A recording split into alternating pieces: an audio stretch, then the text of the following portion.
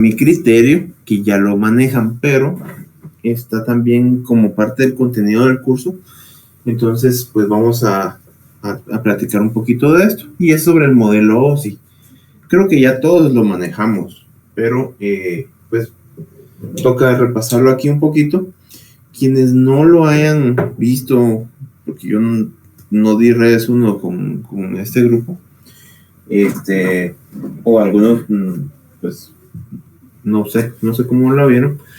Entonces, pero ese tema es tema de redes 1.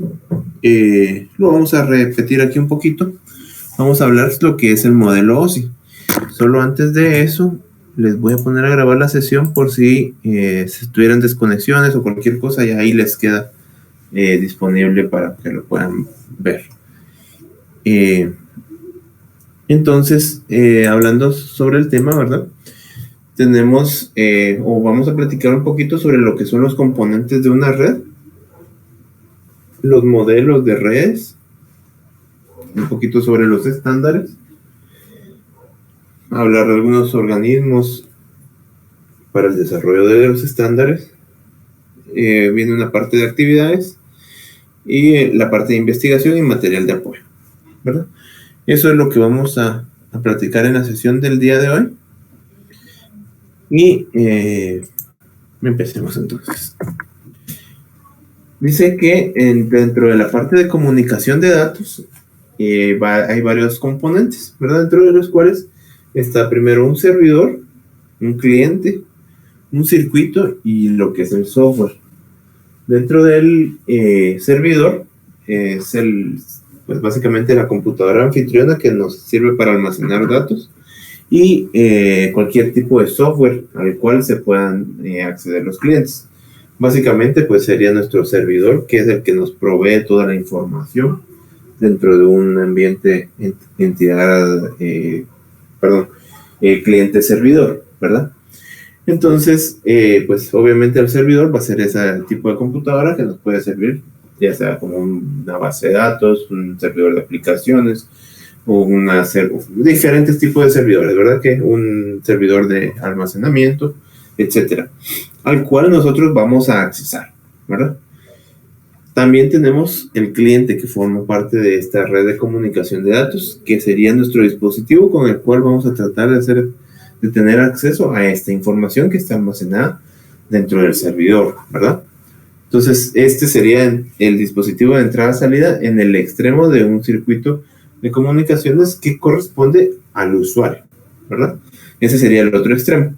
Y en medio de todo esto va a estar lo que se conoce como un circuito, que es la ruta a través de la cual van a viajar los mensajes, típicamente proporcionan al usuario acceso a la red, los datos y al software del servidor. Entonces, esos serían los tres componentes básicos, más el último, que es el software, que es básicamente nuestro sistema operativo y los aplicativos que tengamos instalados en cada uno de ellos, ¿verdad? Entonces, esos serían básicamente los componentes de nuestra red.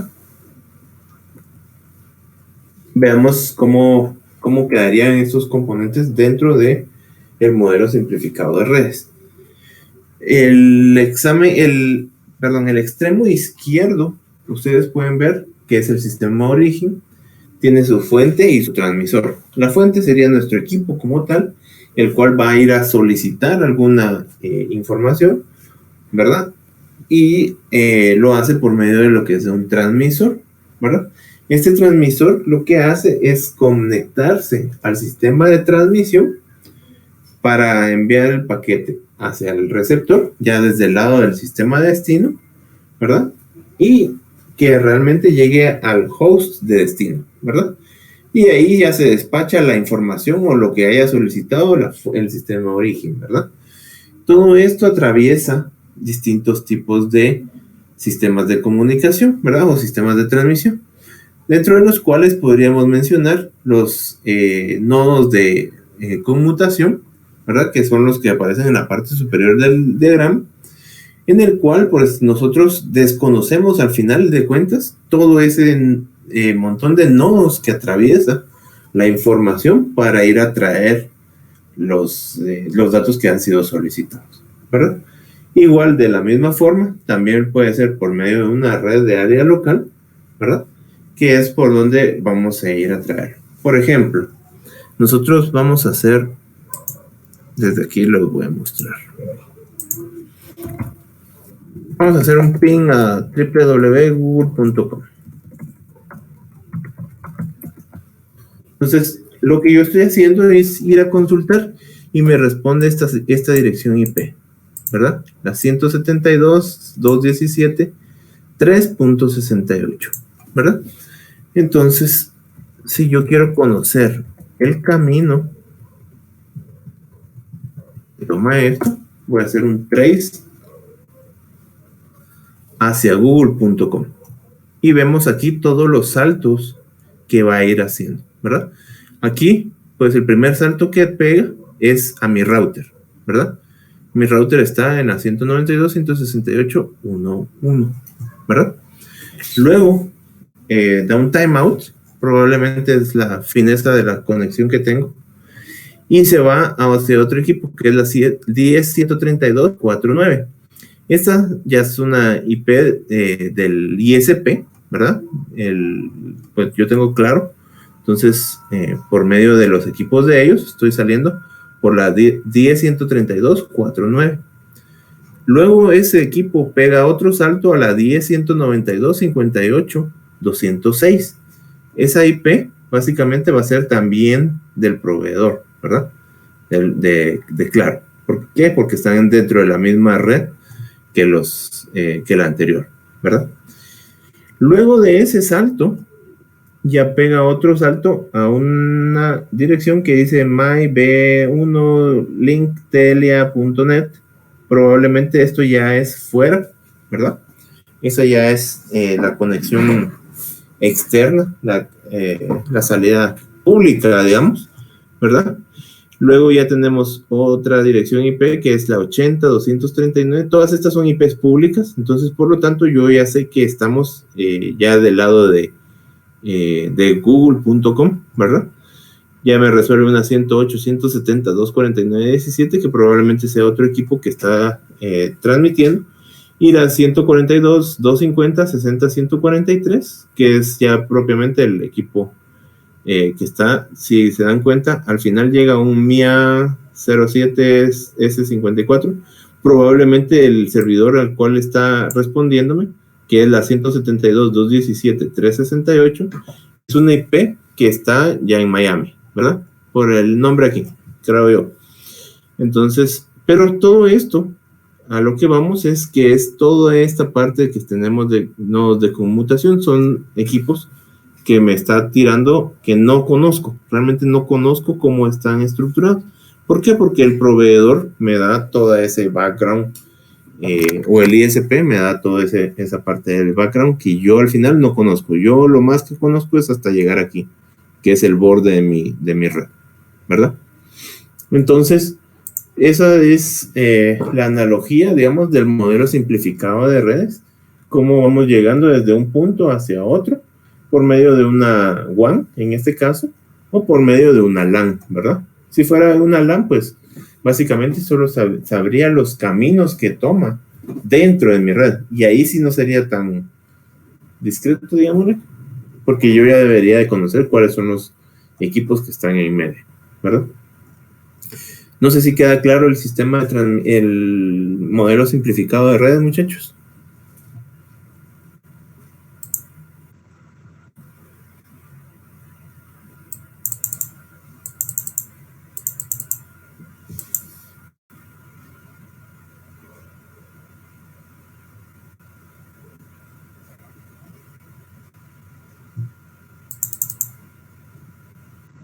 Sí, que sí queda claro.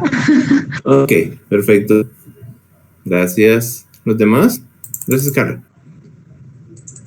Sí, genial. Ok, perfecto. Sigamos entonces. Si no hay dudas, continuamos. Tenemos los tipos de redes.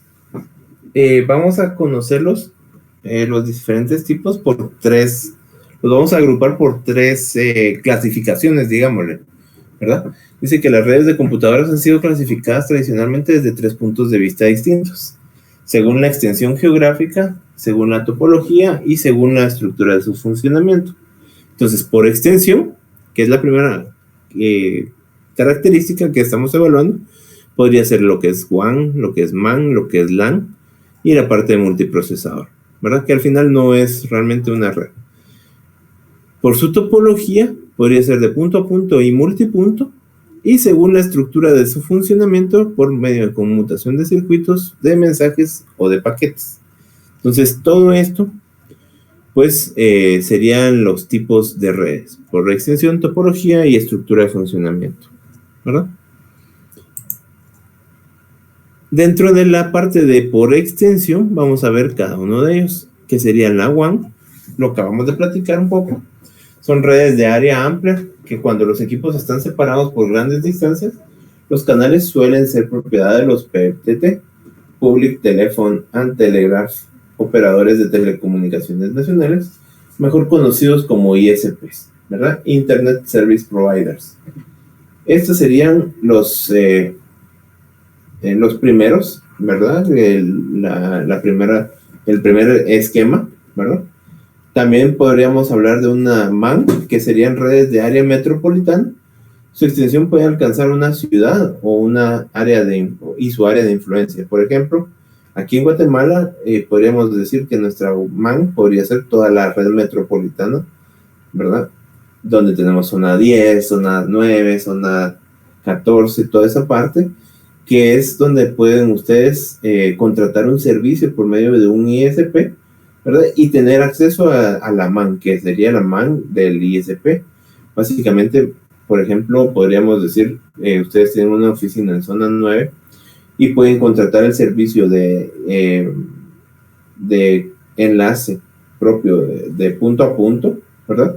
Entre su oficina en zona 9 y zona 14, por ejemplo, y ya tienen acceso por medio de los equipos del proveedor. No serían equipos nuestros los que intervienen ahí, sino que el proveedor o el ISP, lo único que nos va a proveer va a ser un cablecito, que es el que ya conectamos dentro de nuestros equipos, ¿verdad? Que sería dentro de nuestras oficinas, ¿verdad?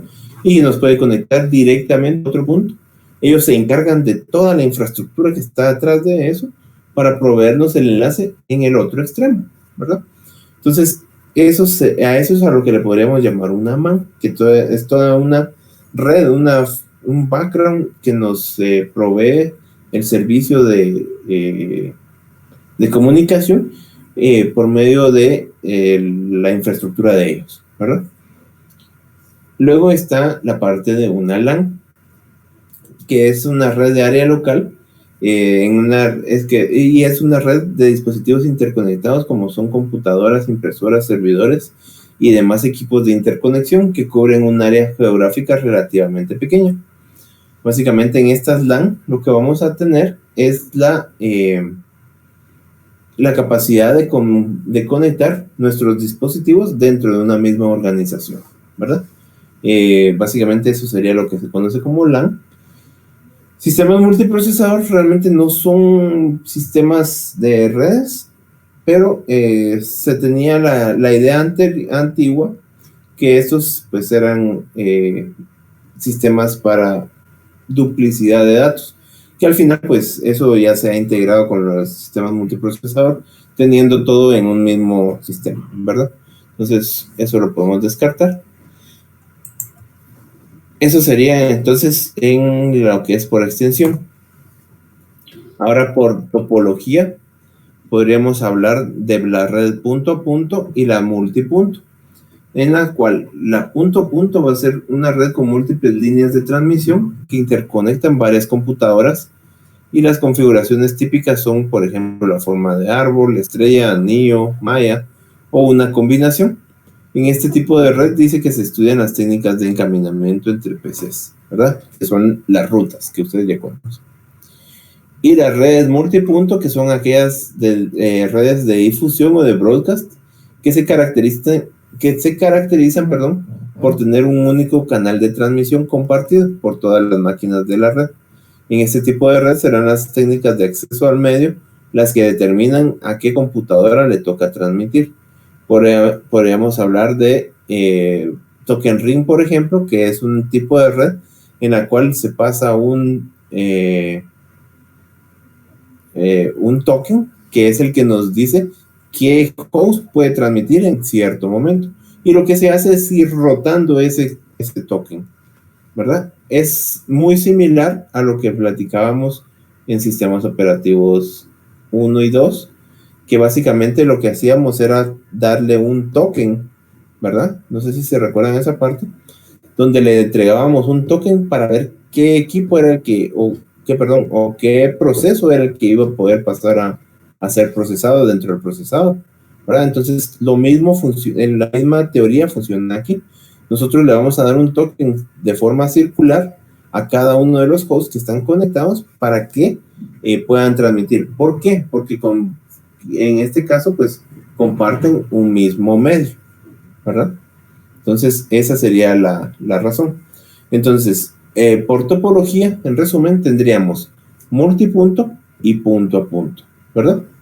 Que serían los dos distintos tipos de redes referentes a la topología. Luego también tenemos la que es las redes según su estructura de funcionamiento. Y en este caso tenemos 3 casos. Conmutación de circuitos, conmutación de mensajes y conmutación de paquetes. Dice que hace referencia o como la red transporta la información entre los nodos o computadoras, las diferentes técnicas de conmutación determinan que el formato de la información sea transmitido de forma diferente en función del tipo de red por la cual se envía. Entonces, la conmutación de circuitos va a ser aquella en el que, o en el momento en que se quiere iniciar una conversación, a establecerse un circuito de conexión entre los nodos origen y destino. Y entonces el mensaje viaja en un túnel existente, 3 fases. Tienen 3 fases, el cual se establece la conexión. Luego tenemos la fase de transferencia de información y la liberación de la información, de la conexión, perdón. Eso es tal como lo platicamos la semana pasada, no recuerdo si fue la semana pasada o la antepasada, que, digamos, nosotros tenemos nuestro host A de un punto, host B del otro punto. Entonces, el host A manda una solicitud de conexión, el host B le responde que sí está disponible para hacer la conexión. Entonces, el host A manda ya un paquete para establecer esa conexión. El host B le responde, hagamos la sesión. Entonces, ahí ya todo eso es la parte de establecimiento de la conexión. Luego, cuando ya se estableció esa conexión, empieza la segunda fase, que es la fase de transferencia de información. Ahí ya está el canal, digamos, abierto para la transmisión, por lo que entonces se pasa a la transferencia de información. Al final de que se da toda la transferencia de la información, se manda un pequeño paquete, una banderita, la cual decimos, ya estamos libres, ya terminamos de transferir. Entonces se produce la última fase, que es la liberación de la conexión. Básicamente el host B manda a decir, el host A mandó a decir en esta última fase de que ya había terminado. El host B le informa al host A que está correcto, está de acuerdo. Entonces procede a desconectar. Y el host A, dice, ok, ya estamos listos, cierra la conexión, ¿verdad? Entonces se libera esta conexión. Eso sería lo que se conoce como conmutación de circuitos. Hablemos luego de la conmutación de mensajes. Dice que este encaminamiento de la información se realiza en un ordenador especializado, el cual se responsabiliza de aceptar tráfico de terminales conectados a él. Examina el mensaje y conmuta el tráfico hacia el destino. Entonces, básicamente aquí lo que hace es recibir los mensajes y los encamina hacia el destino correcto, ¿verdad? Esto básicamente es la tarea que hace un switch, ¿verdad? Luego tendríamos la parte de conmutación de paquetes, que es teniendo un tamaño máximo para el tamaño de mensaje, con lo que hay, que es muy adecuado para el tráfico de tipos de datos, el tráfico de datos tipo ráfaga. los datos del usuario se dividen en trozos más pequeños denominados paquetes. Entonces aquí lo que se realiza es una segmentación, se parten los paquetes, ¿verdad? Toda la información que se quiere transmitir se parte en paquetes para poder ir mandando uno por uno, ¿verdad? Entonces eso es lo que se realiza en la parte de conmutación de paquetes. Entonces esos serían los 3 tipos de redes de acuerdo a los funcionamientos de cada uno de ellos. No sé si estamos claros hasta ahí, muchachos. Sí, todo claro, ingeniero. Sí, yo. Muy bien. Sí. Ok, gracias. Sigamos entonces. Hablemos ahorita de modelos de redes. Entonces, dice que existen muchas formas de describir y analizar las redes de comunicación de datos, y cada red puede utilizar diferente hardware y software de redes para establecer esas funciones. Tanto de hardware y software tienen que trabajar en conjunto para transferir con éxito un mensaje. Y para conseguir esto se descomponen las funciones en una serie de niveles o capas de red. Entonces, esto nos lleva al primer modelo de redes, que este es el que yo les mencionaba, que ustedes ya deberían de conocer, ¿verdad? El modelo OSI. Esta es la parte central, digamos, de la parte de redes. Este lo debemos saber sí o sí, de pe a pa, o de nivel físico a nivel de aplicación, que serían las 7 capas de red. ¿Quién me lo quisiera comentar cuáles son las 7 capas de red?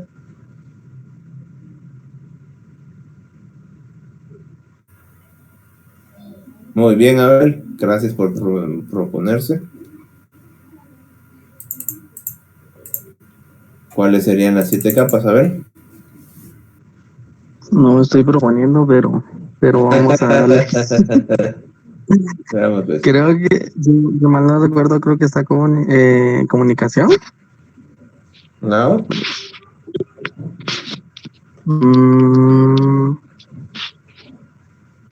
No recuerdo, ingeniero. De regreso a redes 1, Abel. Transferencia. No. No sé. Vamos a ver quién más. Joseph. Bien, ¿era transferencia o no? No. Aplicación. Ajá. Transferencia o transporte. Transporte. Transporte. Ya, ahí vamos caminando. Ajá. Presentación, solo. Es que no me recuerdo muy bien. Está bien. Sí, ¿Alguien le quiere ayudar? Presentación, transporte. ¿Hay una de red? Hay una de red, ¿correcto? Ya no. ¿Hay una de sesión? Sí, correcto, Carla. Sesión, ajá. Física, enlace de datos. En las primeras 2, ¿correcto? Ajá. Red, transporte, sesión, presentación y aplicación, correcto. La aplicación, sí. Ok, muy bien. Sí, son esas 7 capas. Tenemos la nivel de aplicación. Realmente se leen de abajo para arriba, ¿verdad, muchachos? Entonces, empezamos por la más baja, que es la nivel físico. Esta pues nos lleva a la parte de la señal, que fue lo que venimos trabajando desde hace poco, y la transmisión binaria, ¿verdad? Eso es lo que es, eso es el enfoque de esa capa, la primera capa, ¿verdad? Toda la parte física. Luego tenemos el nivel de enlace de datos, que lleva las 2 subcapas, ¿verdad? Que lleva el direccionamiento físico, la parte de MAC y LLC. Ojo que esto MAC no es la MAC address, es Media Access Control, ¿verdad? Que es las 2 subcapas que lleva la capa del enlace de datos. Luego está la capa de red, que es básicamente la determinación de la ruta, e IP, ¿verdad? La parte del direccionamiento lógico, lo que nosotros conocemos como el subnetting, ¿verdad? ¿Se recuerdan de esa parte? Si lo sufrieron ahí en red 2, pues fue porque no lo habían sufrido, y ahora ya lo sufrieron. La parte de, bueno, estas 3 capas son las que se conocen como las capas bajas. La capa de transporte es una capa intermedia, y las 3 capas superiores, que al final se toman como las 4 capas superiores y las 3 inferiores, ¿verdad? Pero de esa forma se conoce.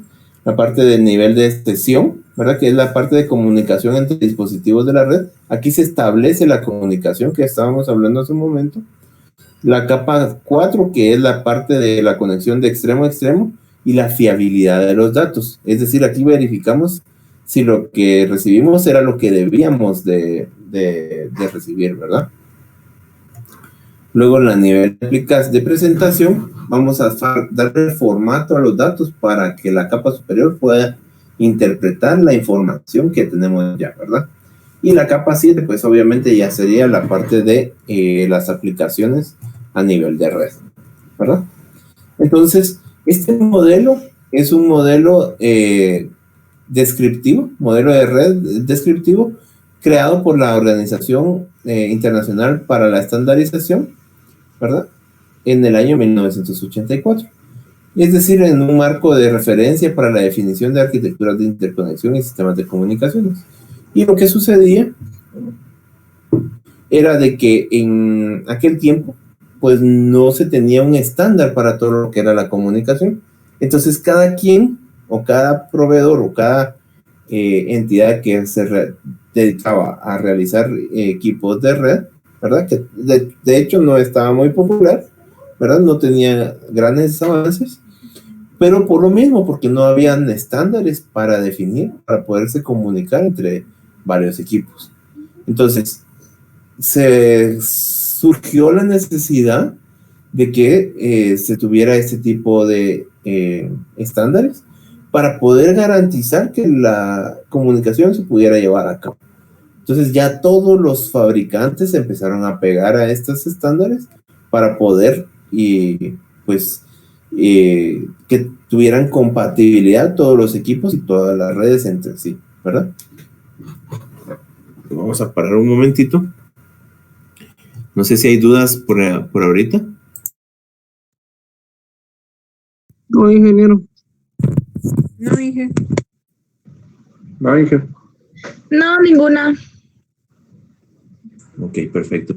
Denme un segundito nada más. Voy a tomar un poquito de agüita porque ya se está... Ya le está dando la peligrosa.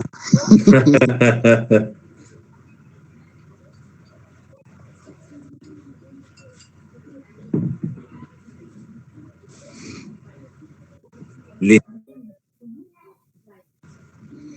Ok, entonces estos serían el modelo OSI, ¿verdad? Vamos a platicar un poquito de cada una de las capas para que quede bien clarito, ¿verdad, muchachos? La idea, o lo que yo tengo de entendido, digamos, es que ya se la saben de memoria, ¿verdad? Entonces, para que lo vayan repasando, sí sería ideal que lo tuvieran presente. Aquí habla un poquito de las características que son las que acabo de mencionarles, ¿verdad? Está por capas, cada capa realiza un conjunto de funciones necesarias para comunicarse con otros sistemas. Cada capa también sustenta en la capa inmediata inferior, la cual realizará las funciones más primitivas. Cada capa proporciona servicios a la capa inmediatamente superior. Y los cambios en una capa no implicarán cambios en las otras capas.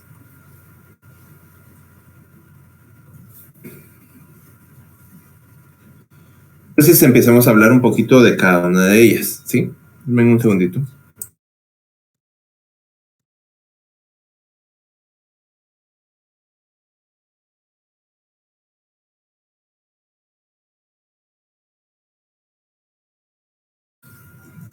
Ok.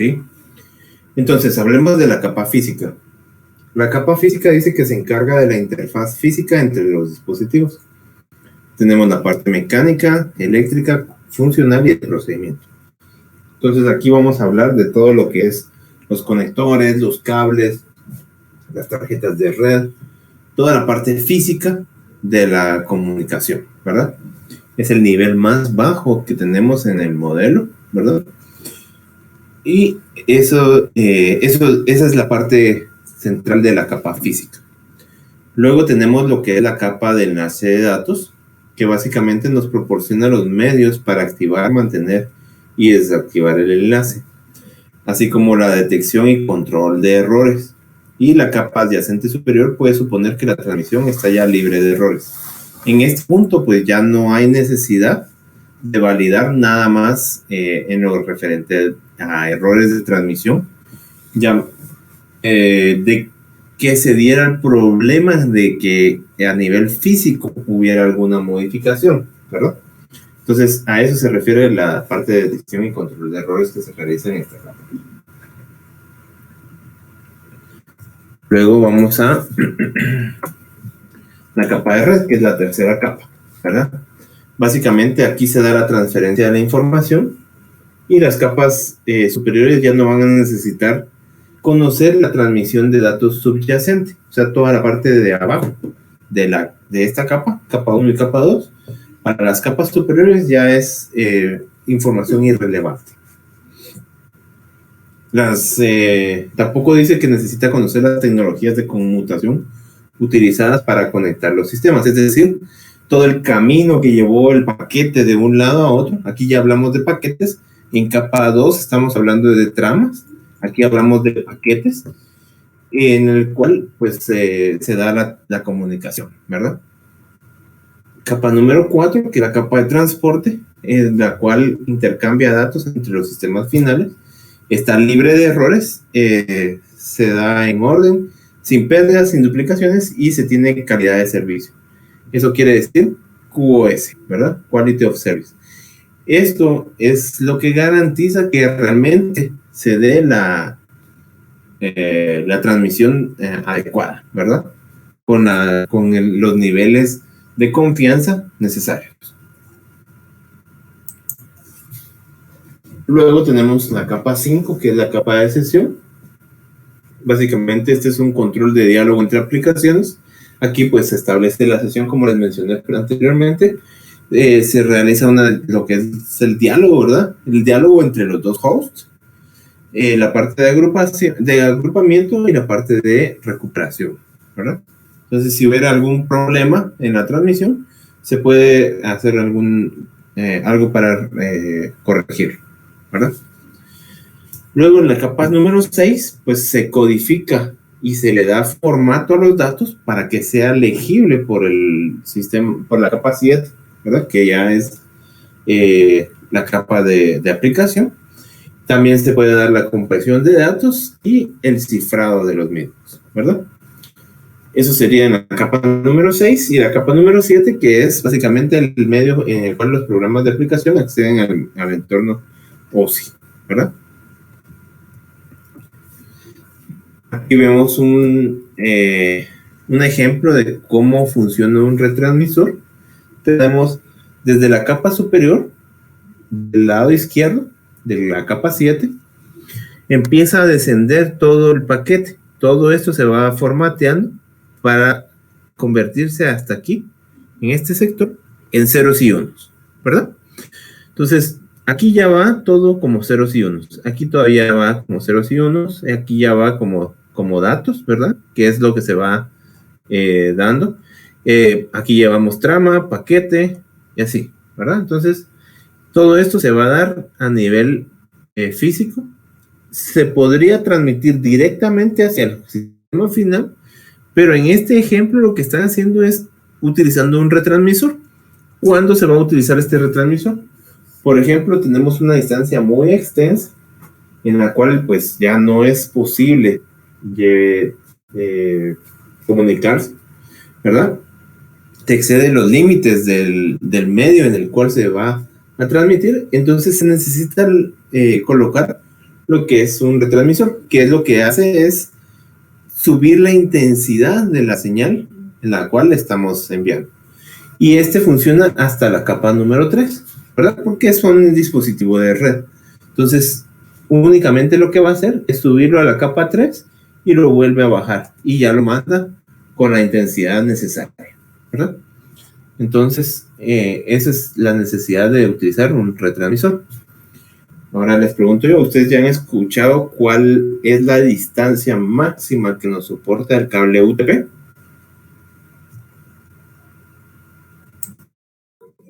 No. No. No, ingeniero, no. Son 100 metros, dije no. Es correcto, Pablo. Son 100 metros en completo, digamos. Se da la recomendación o se toma como 92 metros para dejarle, digamos, la holgura de los 8 metros para la parte, digamos, de cables que se utilizan. Por ejemplo, si ustedes van a tener su estación en un punto donde le van a tirar un cable UTP también de la pared hacia su computadora, hasta dejarles 8 metros en esa parte. Entonces, por eso se dice que son 92, pero realmente son 100 metros. Es correcto lo que dice.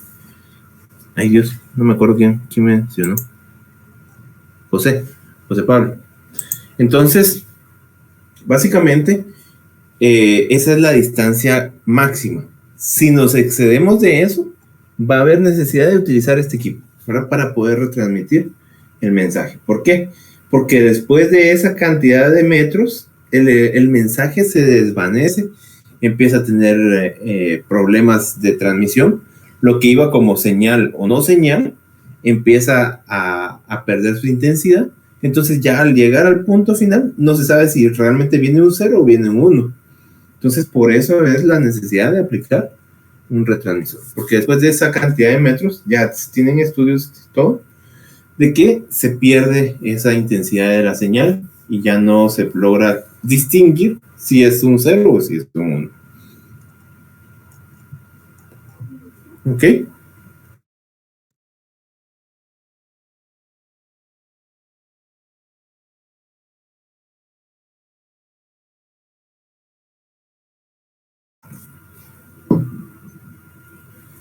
Luego tenemos aquí este pequeño gráfico, nos compara el modelo TCP/IP con el modelo OSI. El modelo TCP/IP maneja 5 capas, que es la de aplicación, transporte, internet, acceso a la red y de la capa física. El modelo OSI maneja sus 7 capas, que son las que acabamos de platicar, y cada uno de ellos, o mejor dicho, la parte inferior, que serían las capas 1, 2 y 3, trabajan a nivel de hardware. Luego se deja la capa 1 y se incluye la capa de transporte para lo que es el firmware, ¿verdad? Que es el software que se utiliza para los equipos, los dispositivos, ¿verdad? Como tal, ¿verdad? No es un software, es el intermedio entre el software y el hardware, ¿verdad?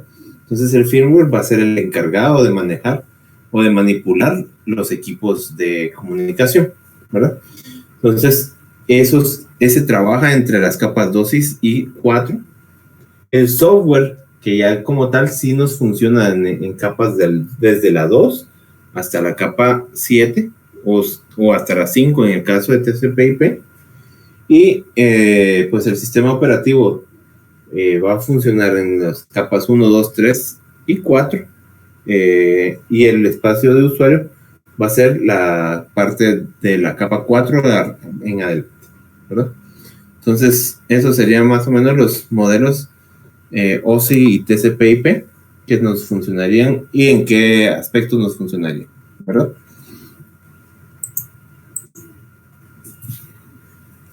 Platiquemos un poquito de TCP/IP. Esta es una arquitectura comercial dominante con más éxito que la estructura OSI. Es desarrollada gracias al esfuerzo investigador financiado por el Departamento de Defensa de los Estados Unidos y está construida sobre el conjunto de protocolos TCP/IP, ¿verdad? Que es el que pues tenemos más utilizado en estos momentos, ¿verdad? La capa de aplicación, ahorita vamos a hablar de cada una de las capas. La capa de aplicación dice que es la comunicación entre procesos o aplicaciones de computadores separados, la misma capa superior que teníamos en el modelo OSI. La capa, perdón, la capa de transporte extremo a extremo, TCP y UDP, que nos permite la transferencia de datos de un extremo a otro extremo y puede incluir mecanismos de seguridad en lo que es TCP. ¿Por qué? Porque está orientado a la conexión. En cambio, UDP, que es el que no está orientado a la comunicación, por ejemplo, vamos a ver esto.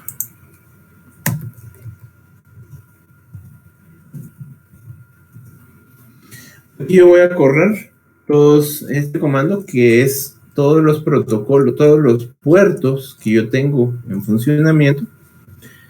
Tengo los TCP y tengo los UDP, ¿verdad? Entonces, básicamente aquí se muestra, por ejemplo, el UDP, tengo un puerto origen, pero no tengo un puerto destino. ¿Por qué? Porque y en eso radica la diferencia entre TCP y UDP. TCP está orientado a la comunicación, ¿verdad? UDP está orientado a la no comunicación o a la no conexión. Entonces, por lo tanto, lo que hace un paquete UDP es que se envía el paquete y no se sabe si conectó, si llegó el paquete al destino o no, ¿verdad? Esa es la forma en la que trabaja UDP. En cambio, TCP lo que hace es establece una comunicación, ¿sí? Garantiza que esté llegando la información que era de un punto al otro, ¿verdad? Entonces, por eso yo tengo aquí varias direcciones. Si, por ejemplo, veamos esta.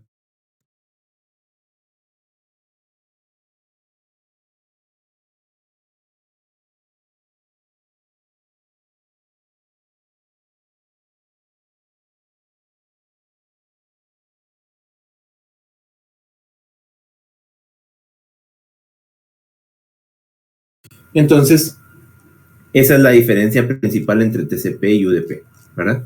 El protocolo orientado a conexión y el otro no, ¿verdad? Entonces, esa sería la parte de conexiones. Luego tenemos la capa de Internet, que es la parte de IP, el encaminamiento de los datos. Y aquí ya vamos capa 3.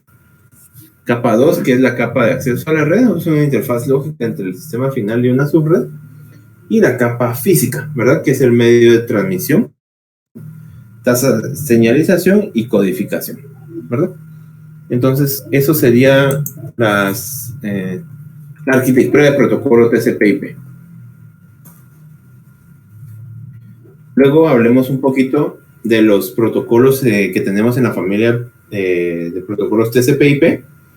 Hay algunos protocolos por ahí. Quisiera que me comentaran ustedes qué protocolos de ruteo ven por ahí, por ejemplo.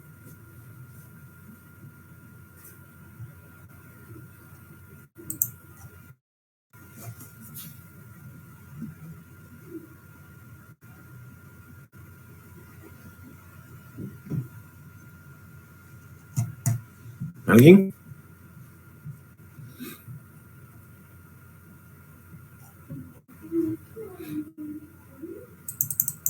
Cristian, Líquez.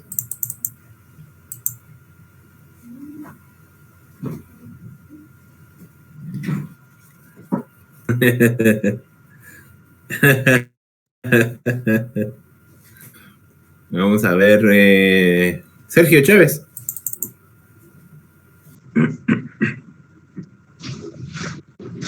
¿Protocolo, hijo, de enrutamiento o qué? ¿Cuál era, hija? Discúlpela. De enrutamiento.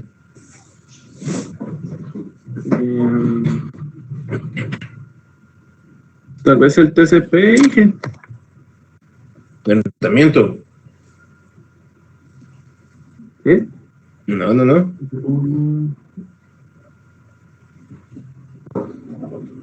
Tenemos, de enrutamiento tendríamos el OSPF y el BGP. Ok. Ahora, de transmisión de archivos, ¿cuál podría ser, Sergio? De todos estos protocolos. De transmisión de archivos. ¿Sí?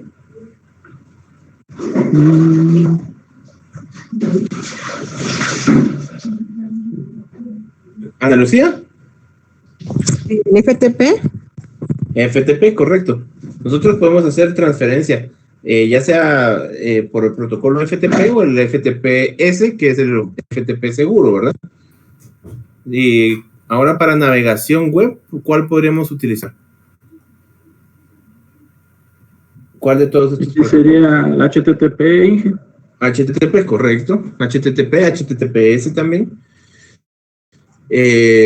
Ahora para correo electrónico, ¿cuál otro podríamos utilizar? Ashley. ¿Cuál podríamos utilizar, Ashley, para protocolo como protocolo de navegación web? Perdón, de correo electrónico.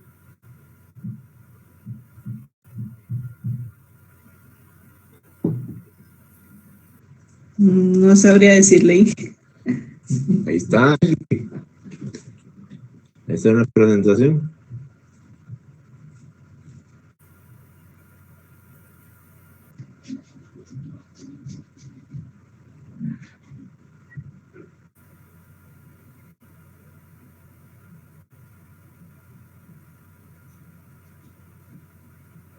¿Ya lo encontró? Ay, Ahí está abajo en la descripción.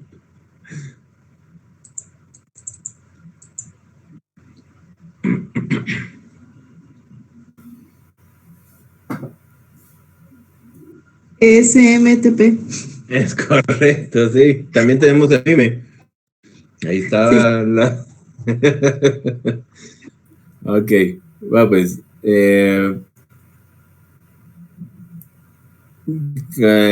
Para la administración, ¿cuál podríamos utilizar, Ana Lucía Bier? Para ¿Cuál la, de esos protocolos? para Ajá. la administración. Por ejemplo, para mensajes de alertas y todo eso. No, no sé. Analicemos ahí. Ahí abajo están todas las explicaciones.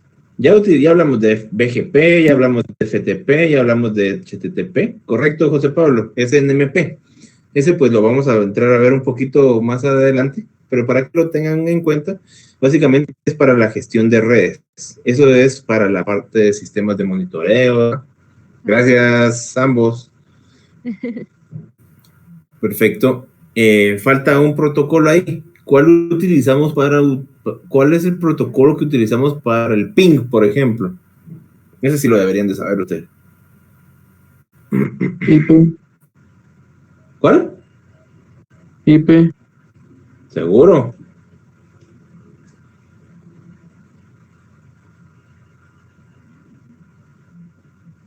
Sí, o TCP. Ajá.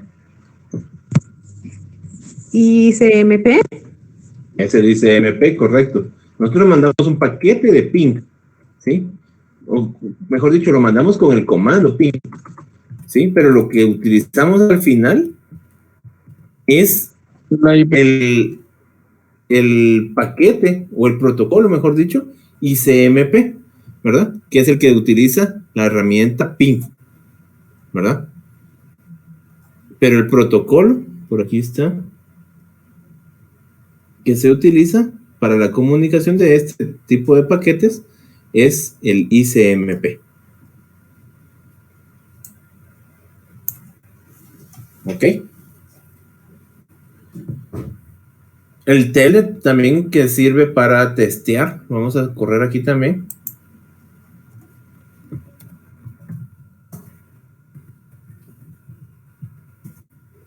Ahí voy a tratar de conectar. El puerto que utiliza es el puerto 23. Obviamente está cerrado ahí. Pero si vamos al 443, tampoco. Al 80 sí. Esa es la navegación, básicamente. Yo quiero ir a la 192, 168, 11. Claro, ¿sí? Mi equipo de comunicación de Claro. Ya solo busco la contraseña y listo, estoy adentro. Ok. Eso sería entonces, muchachos, en lo referente a los protocolos. Y aquí viene la primera tarea que les vamos a pedir favor el día de hoy.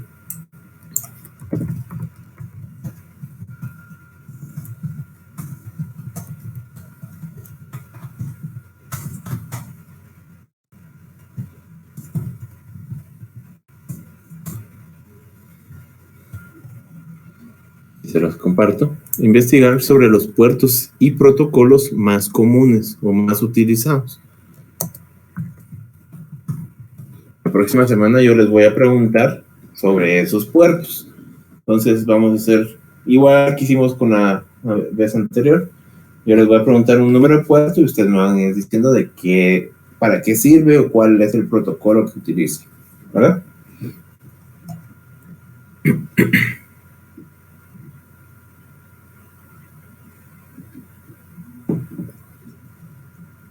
¿Ok? ¿Ya tomaron nota? Muy bien. Sí, Ok.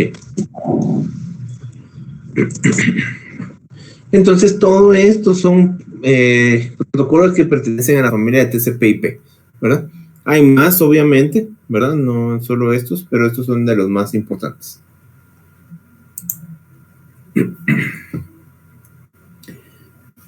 Ahora, aquí hay una pequeña gráfica comparativa de los modelos de referencia OSI, ¿verdad? Internet y grupo de capas, ¿verdad? Los grupos de capas que manejo. Realmente, pues, esa es una pequeña tabla comparativa nada más. Solo vamos a platicar de esto otro. Creo que todavía estamos bien en tiempo. Vamos a ver un poquito aquí. Vamos a parar. Sí. Vamos a hablar de la estandarización de sistemas de comunicación, como platicamos bien antes, ¿verdad? Dice que es necesaria para conseguir que las cosas funcionen correctamente. Es necesario que los equipos sean compatibles entre sí, ya que hay gran diversidad de productos y de fabricantes. Y el traspaso de información entre ellos debe hacerse correctamente o simplemente hacerse posible. Podemos distinguir dos tipos, que son los de hecho y los de derecho. Tenemos los estándares de hecho, que son los propuestos por grandes compañías y vienen determinados por el uso y la costumbre. Por ejemplo, SNA, System Network Architecture, de IBM, Unix, TCP y Windows.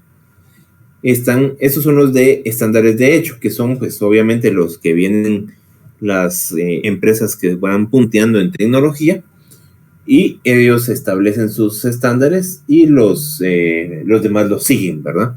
Por eso se llaman estándares de hecho. Los estándares de derecho son que, digamos, se avala por alguna organización.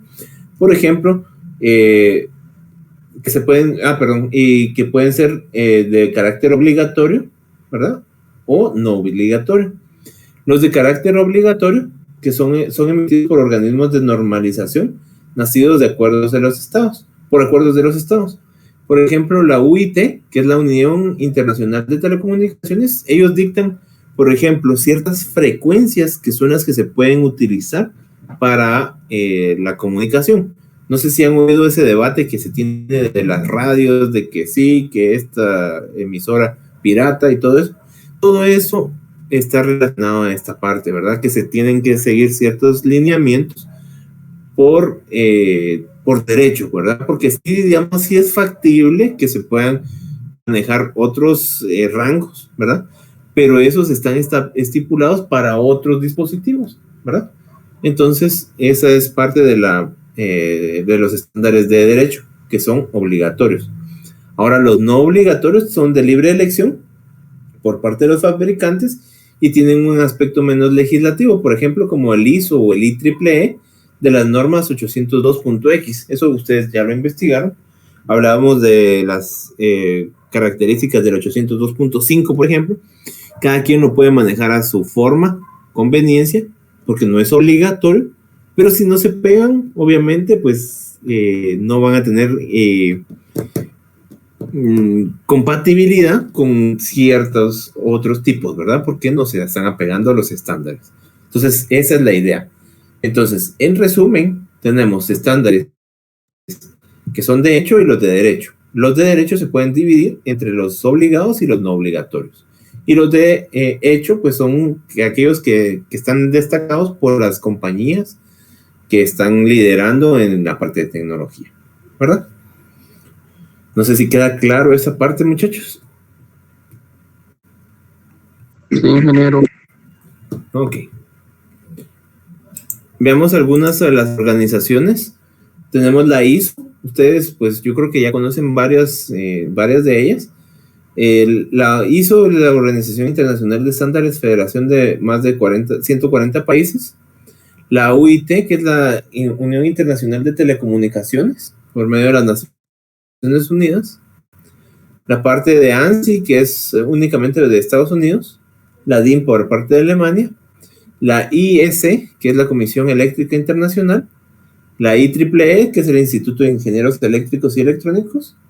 La ISOC, que es la Asociación Internet formada por más de 150 organizaciones, ¿verdad? Son 150 organizaciones que se formó la ISOC. Y la Forum ATM, que es una organización internacional cuyo objetivo es la promoción de productos y servicios ATM, ¿verdad? Entonces, esas son algunas de ellas. Si las pueden investigar un poquito a fondo, pues sería ideal, ¿verdad? Y luego ya viene la parte de trabajo que les va a quedar, en lo que queda del periodo, y para el próximo sábado, ¿verdad? Como hemos venido trabajando. Esta actividad, la parte de investigación, unas preguntitas de lo que hemos visto también, y la parte de un par de investigaciones pequeñas, obviamente, pues con sus palabras, no de un copy-paste de internet, porque no me sirve de mucho, ¿verdad? Eso sería en lo referente a esto. No sé si queda claro ahí qué es lo que hay que realizar. Yo les voy a habilitar ahorita la plataforma para que puedan subirlo, y con las instrucciones, obviamente. Adicionalmente, les quiero pedir un favor. Necesito que me instalen esta herramienta que se llama Wireshark para la próxima semana. Los copio en el chat.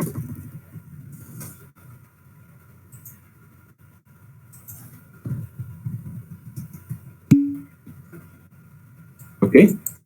Básicamente, esta herramienta lo que nos sirve es para capturar paquetes. ¿Sí? Yo lo tengo instalado en mi computadora, entonces lo que va a poder intervenir es todo lo que yo estoy transmitiendo, ¿verdad? Entonces, por ejemplo, aquí yo tengo ya una captura ya de algunos paquetes, ¿verdad? Toda la parte de la transmisión que se ha dado, lo puedo seleccionar por aquí, por la parte de tramas, ¿verdad? La parte de Ethernet, la parte de IP, que es capa 4, ¿verdad? El UDP, ¿verdad? La parte de esto de Dropbox, que es una parte que viene cifrada, ¿verdad? Son los archivos propiamente que está sincronizando mi Dropbox.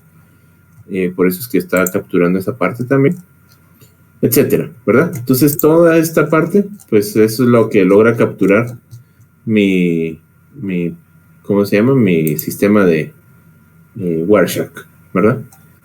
Entonces, por ejemplo, voy a darle una captura, voy a guardar el archivo. Yo puedo poner a capturar nuevos paquetes. Entonces, por ejemplo, aquí voy a ir a navegar a BI en línea, por ejemplo, y me debería aparecer ahí la navegación que estoy realizando. Solo quiero ver qué tengo dentro de las capturas. Ahí está, todos los encabezados, la parte de web, ¿verdad? Si este sistema no estuviera realmente cifrado, aquí podría haber yo incluso password, si yo ingresara algún password, por ejemplo, ¿verdad? Entonces, ojo con esto. Es un software de seguridad, lo podríamos decir, pero también puede ser una herramienta para hackeo, ¿verdad? Entonces, no, obviamente no les va a sacar mayor cosa de que sea peligroso ni nada, si no se lo estuviera instalando, pero es para que se tenga pues la idea de hasta dónde puede llegar este software, ¿verdad? No sé si estamos ahí claros, muchachos. Sí, ingeniero. Sí, ingeniero. ¿Sí? Ok, entonces en resumen tenemos 3 tareas. Una sería instalar el Wireshark. La otra era la del Notepad que les puse aquí, para investigar los puertos y protocolos. Y la última sería lo que estaba en la presentación, que sería esta parte, ¿verdad? Entonces yo ahorita voy a pausar la grabación, me voy a quedar con ustedes unos minutos por el chat y al finalizar, pues, de que yo les tenga ya todo,